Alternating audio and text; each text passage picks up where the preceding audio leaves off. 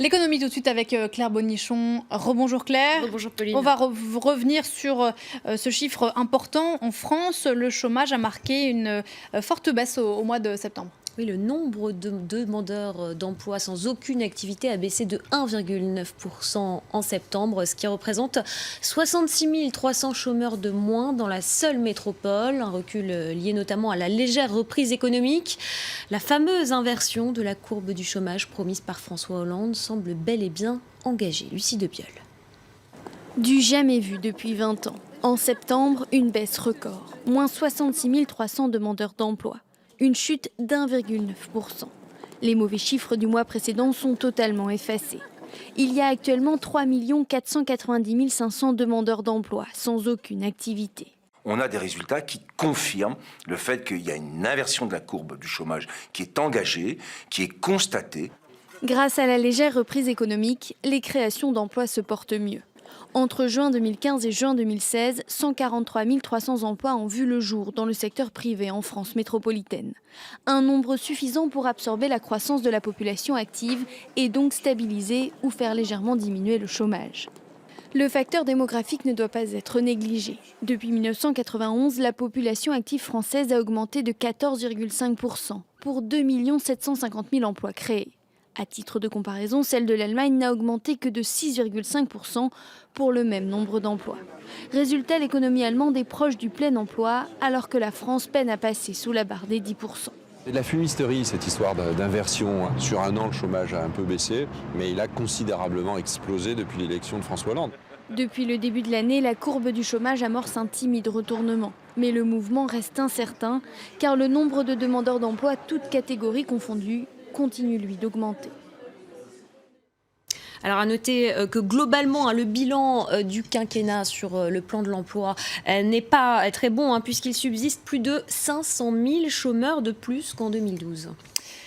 Le CETA, toujours dans l'impasse, c'est ce projet d'accord de libre-échange entre l'Union européenne et le Canada. Les négociations se poursuivent entre Belges d'une part et entre la Belgique et l'Union européenne de l'autre. Oui, une nouvelle réunion de concertation intra-belge vient de débuter il y a quelques instants. La signature de cet accord de libre-échange entre le Canada et l'Union européenne est toujours officiellement prévue demain jeudi à Bruxelles. Mais pour l'instant, les négociations n'ont pas permis de débloquer la situation. La Wallonie, région francophone belge, s'oppose toujours à cet accord négocié pendant 7 ans, accord qu'elle juge trop favorable aux multinationales. Le chef du gouvernement wallon estime toutefois que la situation n'est pas complètement bloqué. Je vous propose de l'écouter. Non, je ne parle jamais d'avancée, je ne dis pas non plus que c'est paralysé. On a toujours négocié de bonne foi, on l'a dit, vraiment. Mais nos demandes, elles sont claires depuis très longtemps. Donc on sent qu'on commence à être entendu, mais on continue à négocier. Quel est le chemin ? Voilà pour le dossier CETA. On suivra les négociations aujourd'hui du côté de Bruxelles. On fait un point sur les marchés asiatiques. Quelle était la tendance ce matin ? Eh bien, la bourse de Tokyo vient de clôturer il y a quelques instants en légère hausse finalement.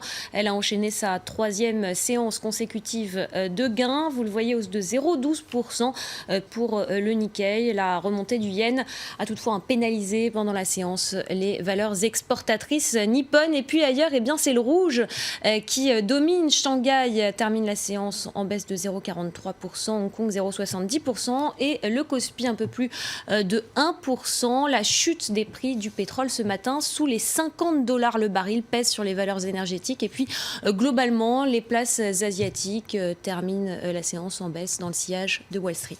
C'est la saison des résultats d'entreprise. Ceux d'Apple ont été publiés hier après la fermeture de Wall Street et ils sont plutôt décevants. Oui, alors que de nombreuses entreprises rêveraient de présenter de tels chiffres à leurs actionnaires. Mais ce que Wall Street retient, eh bien, c'est que la première capitalisation boursière mondiale a annoncé la première baisse de son chiffre d'affaires annuel en 15 ans. Une baisse de 9% à près de 47 milliards de dollars. Et hier, après bourse, juste après la publication des résultats, eh bien, l'action Apple a perdu un peu plus de 2%. C'est l'Apple Watch qui plombe les résultats d'Apple. Oui, l'Apple Watch qui peine à trouver son public. Ce marché de la montre connectée a bien du mal à décoller. Et puis, il y a aussi la baisse des ventes de l'iPhone pour le 3e trimestre consécutif, même si Apple en a quand quand même, il faut le noter, écoulé plus de 45 millions entre le mois de juillet et septembre.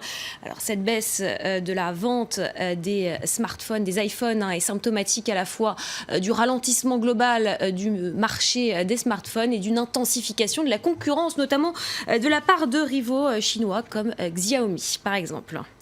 L'actu des entreprises, en bref, en images, on commence avec les résultats d'Airbus. Oui, Airbus Group qui annonce ce matin des résultats trimestriels inférieurs aux attentes. Le chiffre d'affaires de près de 14 milliards d'euros est en baisse de 1%. Résultat pénalisé par la transition vers de nouvelles versions de l'A320 et l'A330, la montée en cadence de l'A350 et ses difficultés dans les hélicoptères. À noter qu'Airbus vise plus de 670 livraisons d'avions civils cette année. PSA, de son côté, fait état d'une baisse de plus de 5% de son chiffre d'affaires au troisième trimestre à plus de 11 milliards d'euros. Une baisse notamment à cause de l'effet de change négatif. À noter que les ventes progressent en Afrique, au Moyen-Orient et en Amérique latine. Et puis Danone a lancé une émission obligataire de plus de 6 milliards d'euros pour financer une partie de l'acquisition de WhiteWave, le groupe américain WhiteWave Foods, qui est le numéro 1 des produits laitiers bio aux États-Unis. Le géant de l'agroalimentaire ambitionne ainsi de devenir le leader mondial du bio. Et puis pour finir, une filiale de l'américain Uber, société de VTC, livre avec un camion sans chauffeur. Oui, un camion sans conducteur qui a été conçu par la société Otto, récemment acheté par l'américain Uber. Ce camion a livré de la bière. Il a traversé le Colorado sur 200 km avec pour seul guide ses caméras, radars et senseurs. Un chauffeur professionnel était quand même à bord, mais il n'a fait que surveiller l'avancée du véhicule. Cette technologie, pour le moment toujours en phase d'expérimentation, pourrait à terme révolutionner les transports. Écoutez cette analyse.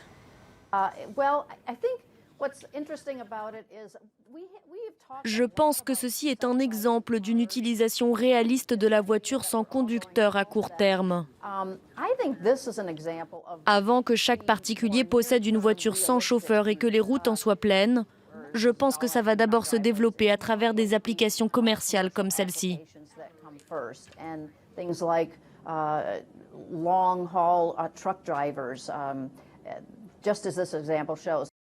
Voilà pour ces camions sans chauffeur. Merci beaucoup.